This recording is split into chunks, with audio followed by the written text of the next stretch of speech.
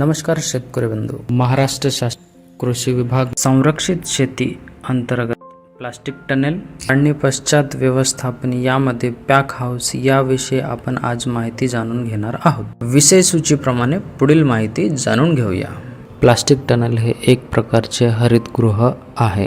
याकरिता अर्धगोलाकार पाईप्स आणि पारदर्शक फिल्मचा वापर करतात। PVC आणि LDPE पॉलिथिन चढवून 20 ते 30 मीटरपर्यंत प्लास्टिक टनेल बनवण्यात येतो।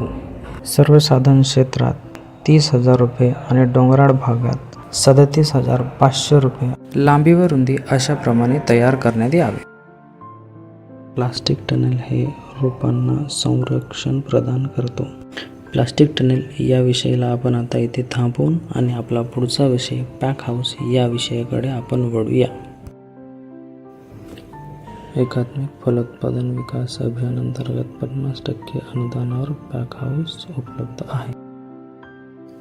पॅक हाऊसचे उद्दिष्टे नाशवंत मालाचे आयुष्य व दर्जा टिकवून ठेवणे, कच्च्या मालाची प्रक्रिया करून मूळ उत्पादनात वाढ, फळपिके व फुलपिके व अन्य धान्य साठवण्यासाठी उपयुक्त।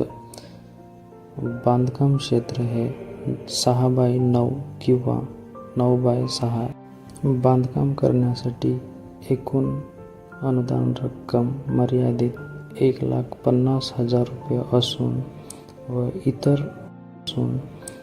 इतर भांडवलीकरिता जसे की कॅरेट, ट्रे, तराजू याकरिता 50,000 रुपये अनुदान देय राहील।